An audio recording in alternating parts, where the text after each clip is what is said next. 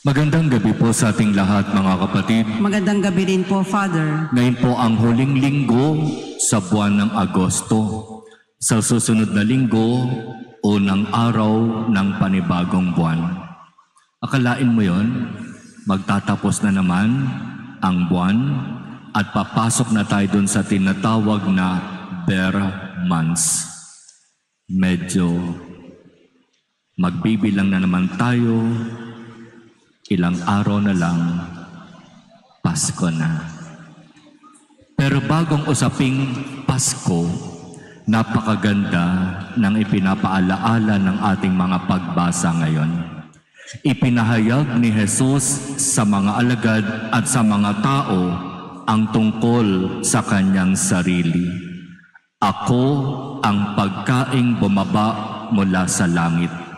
Ang kumain ng aking laman at uminom ng aking dugo ay magkakaroon ng buhay, at ang buhay na ibibigay ko sa inyo ay buhay na walang hanggan. Na kahit kayo'y mamatay, dahil nananalig kayo sa akin, makakamit ninyo ang buhay na walang hanggan. Ito, mga kapatid, ang katotohanan na ipinahayag ni Jesus sa lahat ng mga nandoroong nakikinig sa Kanya. At sinasabi ng Ebanghelyo, bagamat ito ang katotohanang ipinahayag ni Jesus, hindi lahat tinatanggap ang katotohanan na ito. Hindi lahat pinaniwalaan siya. Merong ilan, matapos na mapakinggan itong sinabing ito ni Jesus, mas pinili nila ang umalis, tumalikod, lumayo. Kaya napakasarap pagnilayan yung huling bahagi ng Ebanghelyo matapos na marami sa mga nakikinig kay Jesus ang umalis.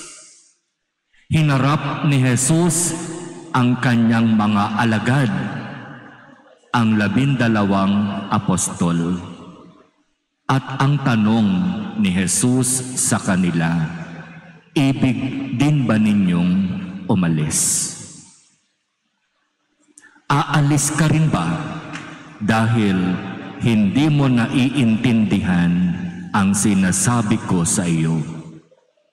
Aalis ka rin ba dahil hindi mo matanggap ang kung ano ang nangyayari sa buhay mo ngayon?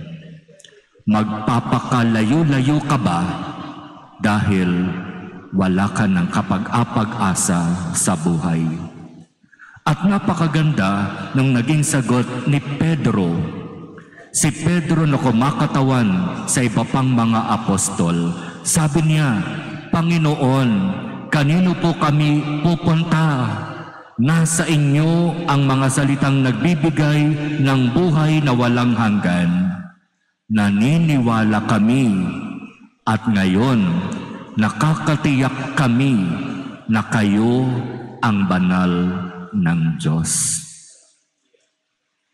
Kung kami ay tatalikod, aalis at lalayo, saan kami pupunta?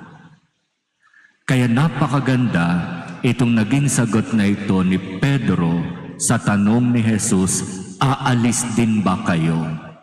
Para kay Pedro, hiwalay sa iyo, Panginoon. Alam namin kami mapapahamak. Hiwalay sa iyo, Panginoon. Alam namin kami mamamatay. Kaya hindi man namin naiintindihan ngayon yung mga ipinapahayag mo sa amin. Naniniwala kami na darating ang araw, mauunawaan din namin ang lahat. Hindi man namin naiintindihan ang kung ano ang nangyayari sa aming buhay ngayon.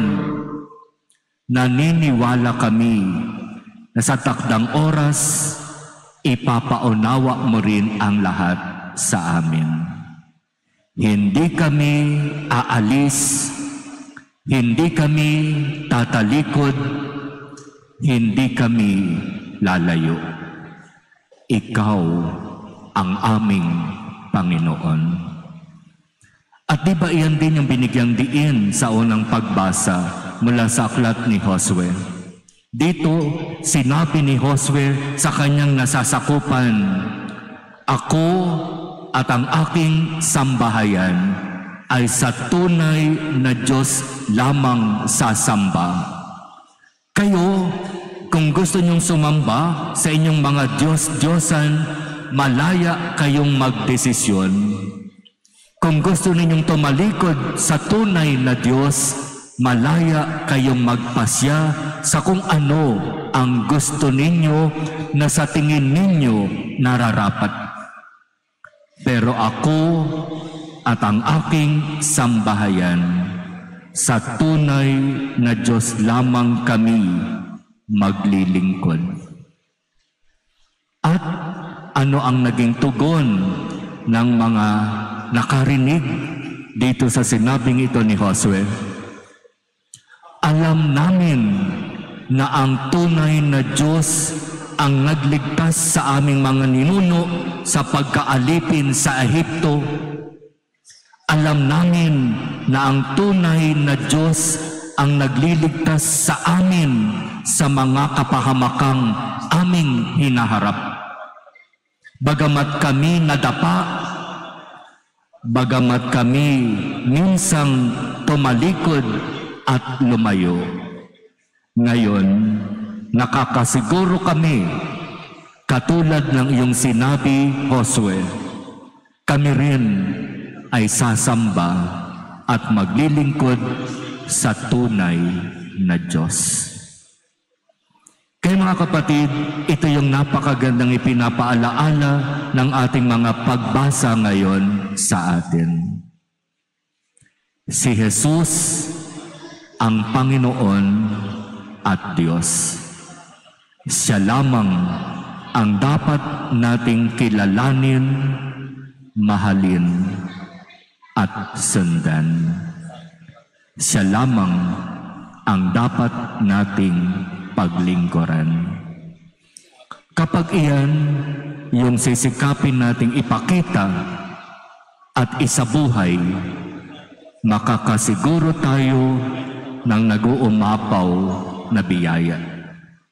Sapagkat ang pananatili sa presensya ng Diyos ay nangangahulugan ng pananatili sa pinagmumulan ng biyaya, pagpapala, at grasya. Pero hiwalay kay Jesus na pinanggagalingan ng lahat ng biyaya at pagpapala, ano ang mayroon? Anong mangyayari? Tama si Pedro.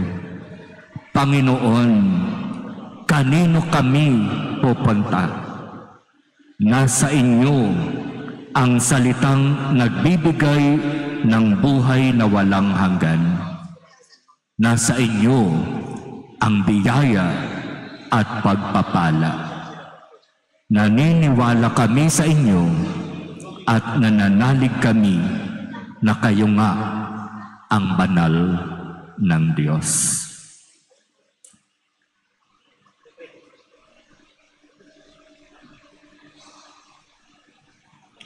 Amen.